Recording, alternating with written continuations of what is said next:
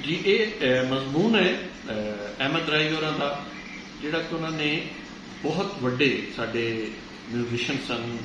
पंजाबी फिल्मां भी उन्होंने बनाईयां, उर्दू फिल्मां भी उन्होंने बनाईयां खुर्शीद अनवर होरां बारे, और क्या ज़बरदस्त मजमून है। राय साहब शायर तो बहुत उमदा है ही सन, लेकिन इस मजमून भी उन्होंने जिस तरह खुर्शीद अनवर उन्हों की जिंदगी नूं उन्हों के काम नूं पेश किया है, बेसख्ता दिल चों दात निकलती है। इस मजमून का सरनामा है जी एक चुमुखिया दीवा। खुर्शीद साहब नूं तकिया तो 1953 सी, पर उन्हां नाल मेरी संगत 1941 तो ही शुरू हो गई सी, जदों मैं उन्हां दी पहली फिल्म कुड़माई वेखी सी। ये वो दौर सी जदों मास्टर गुलाम हैदर बरे सगीर की फिल्मी मौसीकी उत्ते हनेरी बन के छा गए सन। हनेरी ने बंगाल अते महाराष्ट्र स्कूल जिहड़े उस वेले की फिल्मी मौसीकी की अलामत सन, कखा वांगू उड़ा के रख दिते। सिर्फ 2 दीवे इस हनेरी अपनी लो देंदे रहे, अनिल बसवास अते खेम चंद्र प्रकाश, अते 2 होर दीवे इस अत की चढ़ी हुई हनेरी में जगे, नौशाद अली अते खुर्शीद अनवर। नौशाद अली की लाट विचों पहला पहल गुलाम हैदर, खेम चंद्र प्रकाश, अनिल बसवास, रफीक हजनवी अते उस्ताद झंडे खां दियां दखां भी पैंदियां सन। पर खुर्शीद साहब की अपनी लाट सी, अपनी दख, वो किसी के पीछे नहीं टुरे। उन्हां दा अपना अंग सी, अपना रंग। खुर्शीद साहब के सोल मलूक जिस्म नूं जिस वेले मणा मिट्टी के भार थले दबिया जा रहा सी, मेरे कोल खलोते हुए एक बंदे ने आख्या भई मौसीकी का एक बड़ा वड्डा बुरज अज ढह गया है। पर दुख इस गल का है भी वह फन भी उहदे नाल ही दफन हो जाएगा। उन्हें अपना कोई जानशीन नहीं दिता। मैं उहदी गल का जवाब की देंदा? वो भला आदमी तो यह समझदा है कि फनकार दे नाल उहदा फन भी दफन हो जाता है। जे फनकार दे नाल उहदा फन भी दफन हो जाता तो अज दुनिया में कोई शेर, कोई सुर, कोई तस्वीर ना होंदी। सिर्फ असले की दौड़ होंदी, नफरत, हलाकत अते तबाही होंदी। प्यार, मुहब्बत, अमन का ना किसी जबान उत्ते ना होंदा। अते जिथों थोड़ी जानशीन ना देण वाली गल है तो वड्डे फनकार का जानशीन उहदा फन नहीं होंदा है। उहदे नकाल तो हो सकते ने अते हुंदे भी ने, पर उहदा कद-बुत, उहदा दिल, दिमाग, उहदी फिक्र, उहदी उपज जे इन्नी आम चीज़ होंदी तो वह वड्डा किवें अखवांदा। गालिब अते इकबाल का कोई जानशीन होया है?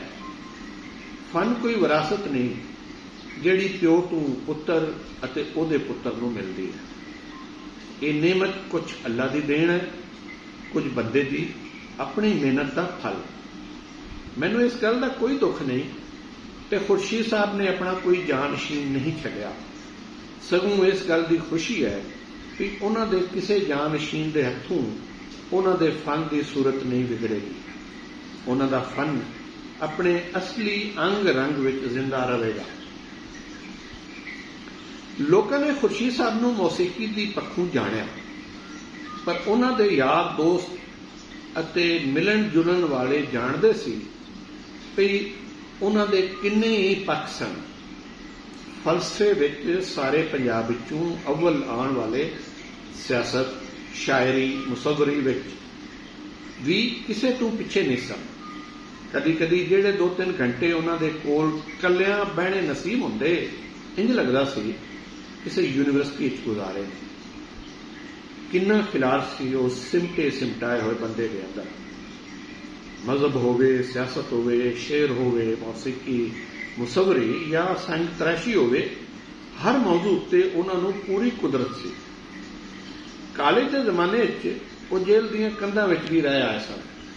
उन्हां दा जुर्म इनकलाबी होना सी, ਉਹ ਸ਼ਹੀਦ ਭਗਤ ਸਿੰਘ ਦੇ ਸਾਥੀ ਸਨ।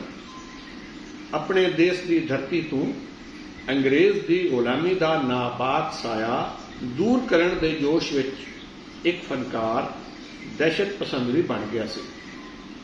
ਉਹਨਾਂ ਦੀ ਨਿੰਮੀ ਮੁਸਕਰਾਹਟ, ਜਿਹਦੇ ਨਾਲ ਉਹਨਾਂ ਦੀਆਂ ਅੱਖੀਆਂ ਵੀ ਮੁਸਕਰਾਉਂਦੀਆਂ ਸਨ, ਕਿੰਨੀ ਮਨਮੋਹਣੀ ਸੀ।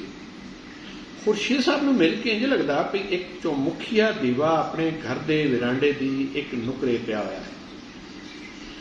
ਖੁਰਸ਼ੀਦ ਸਾਹਿਬ ਨੂੰ ਦੂਰੋਂ ਵੇਖਣ ਵਾਲੇ ਉਹਨਾਂ ਨੂੰ ਸੜੀਅਲ ਸਮਝਦੇ ਸਨ। ਉਹਨਾਂ ਦੀ ਸੋਚ ਫਿਕਰ ਹਰ ਵੇਲੇ ਉਹਨਾਂ ਦੇ ਚਿਹਰੇ ਤੋਂ ਝਲਕਦੀ ਰਹਿੰਦੀ, ਡੂੰਘੀ ਸੋਚ ਅਤੇ ਅਥਾਹ ਫਿਕਰ। ਇਸ ਸੋਚ ਫਿਕਰ ਵਿੱਚ ਜ਼ਾਤੀ ਪਰੇਸ਼ਾਨੀਆਂ ਵੀ ਸਨ ਅਤੇ ਫਨ ਦੀਆਂ ਗੁੰਝਲਾਂ ਖੋਲ੍ਹਣ ਦੇ ਯਤਨ ਵੀ, ਜਿਨ੍ਹਾਂ ਨਾਲ ਉਹਨਾਂ ਦੇ ਚਿਹਰੇ ਉੱਤੇ ਸੰਜੀਦਗੀ ਦੀ ਵਹਿਲ ਲੈ ਜਾਂਦੀ ਅਤੇ ਉਹਨਾਂ ਦੀ ਮਨਮੋਹਣੀ ਮੁਸਕਰਾਹਟ ਨਾਲ ਉਹਨਾਂ ਦੀਆਂ ਅੱਖੀਆਂ ਵੀ ਮੁਸਕਰਾ ਪੈਂਦੀਆਂ। ਬੰਦੇ ਨੂੰ ਔਲਾਦ ਤੋਂ ਵੱਧ ਕੋਈ ਸ਼ੈ ਪਿਆਰੀ ਨਹੀਂ ਹੁੰਦੀ, ਪਰ ਖੁਰਸ਼ੀਦ ਸਾਹਿਬ ਨੂੰ ਆਪਣਾ ਫਨ ਆਪਣੀ ਔਲਾਦ ਨਾਲੋਂ ਵੀ ਪਿਆਰਾ ਸੀ। ਉਹਨਾਂ ਨੂੰ ਜਿਸ ਵੇਲੇ ਆਪਣੇ ਬੱਚਿਆਂ ਦੀ ਤਾਲੀਮ, ਤਰਬੀਅਤ ਅਤੇ ਘਰੇਲੂ ਜ਼ਰੂਰਤਾਂ ਪੂਰੀਆਂ ਕਰਨ ਲਈ ਪੈਸੇ ਦੀ ਸਖਤ ਲੋੜ ਸੀ, ਉਹਨਾਂ ਉਸ ਵੇਲੇ ਵੀ ਲੁਹਾਰਾਂ ਦੇ ਹੱਥ ਸੋਨਾ ਨਹੀਂ ਵੇਚਿਆ। ਹੀਰ ਰਾਂਝਾ ਦੀ ਕਾਮਯਾਬੀ ਤੋਂ ਬਾਅਦ 2-3 ਪਾਰਟੀਆਂ ਮੇਰੇ ਸਾਹਮਣੇ ਹੀ ਉਹਨਾਂ ਕੋਲ ਆਈਆਂ। ਇੱਕ ਪਾਰਟੀ ਮਰਹੂਮ ਤਨਵੀਰ ਨਕਵੀ ਹੋਰੀ ਲੈ ਕੇ ਆਏ ਸਨ। ਉਹਨਾਂ ਬਲੈਂਕ ਚੈੱਕ ਖੁਰਸ਼ੀਦ ਸਾਹਿਬ ਅੱਗੇ ਰੱਖ ਦਿੱਤਾ, ਪਰ ਉਹਨਾਂ ਇਹ ਆਖ ਕੇ ਚੈੱਕ ਵਾਪਸ ਕਰ ਦਿੱਤਾ ਵੀ ਪੰਜਾਬੀ ਫਿਲਮਾਂ ਰਾਹੀਂ ਜੋ ਗੰਦ ਖਿਲਾਰਿਆ ਜਾ ਰਿਹਾ ਹੈ, ਮੈਂ ਉਹਦੇ ਨਾਲ ਆਪਣੇ ਹੱਥ ਗੰਦੇ ਨਹੀਂ ਕਰਨਾ ਚਾਹੁੰਦਾ। ਇੱਜ਼ਤ ਦੀ ਰੋਟੀ ਤਾਂ ਬੜੇ ਖਾਂਦੇ ਨੇ, ਪਰ ਇੱਜ਼ਤ ਨਾਲ ਭੁੱਖਿਆਂ ਰਹਿਣਾ ਖੁਰਸ਼ੀਦ ਸਾਹਿਬ ਨੂੰ ਹੀ ਆਉਂਦਾ ਸੀ। ਖੁਰਸ਼ੀਦ ਸਾਹਿਬ ਆਪਣੇ ਘਰ ਦੇ ਜਿਸ ਵਿਰਾਂਡੇ ਦੀ ਇੱਕ ਨੁੱਕਰ ਵਿੱਚ ਇਕੱਲੇ ਹੀ ਕੋਈ ਕਿਤਾਬ ਲੈ ਕੇ ਬੈਠੇ ਹੁੰਦੇ ਸਨ, ਜਾਂ ਕਿਸੇ ਵੇਲੇ ਕੋਈ ਮਿਲਣ ਵਾਲਾ ਆ ਜਾਂਦਾ ਸੀ ਜਿਸ ਦਿਨ ਉਹ ਦੁਨੀਆ ਤੋਂ ਜਾ ਰਹੇ ਸਨ, ਉਹ ਵਿਰਾਂਡਾ ਖਚਾ ਖਚ ਭਰਿਆ ਹੋਇਆ ਸੀ। ਇੰਨੇ ਲੋਕ ਉਹਨਾਂ ਦੀ ਪੂਰੀ ਹਯਾਤੀ ਵਿੱਚ ਵੀ ਉਹਨਾਂ ਨੂੰ ਨਹੀਂ ਮਿਲੇ ਹੋਣੇ ਜਿੰਨੇ ਉਸ ਦਿਨ ਇਕੱਠੇ ਹੋਏ ਸੀ।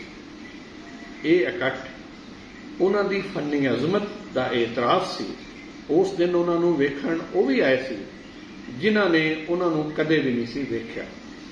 ਅੱਜ ਖਾਜਾ ਫਿਰੋਜ਼ਦੀਨ ਦਾ ਲਾਡਲਾ ਅਤੇ ਖਾਨ ਤਵੱਕਲ ਹੁਸੈਨ ਦਾ ਨਾਮੀ ਸ਼ਾਗਿਰਦ ਦੁਨੀਆ ਤੋਂ ਜਾ ਰਿਹਾ ਸੀ, ਅਤੇ ਐਂਬੂਲੈਂਸ ਜਦੋਂ ਉਹਨਾਂ ਨੂੰ ਲੈ ਕੇ ਮਿਆਣੀ ਸਾਹਿਬ ਦੀ ਰਾਹ ਪੈ ਗਈ ਤਾਂ ਮੈਂ ਭੌਂ ਕੇ ਉਸ ਨੁੱਕਰ ਵੱਲ ਤੱਕਿਆ ਜਿੱਥੇ ਉਹ ਚੌਮੁਖੀਆ ਦੀਵਾ ਜਗਦਾ ਹੁੰਦਾ ਸੀ।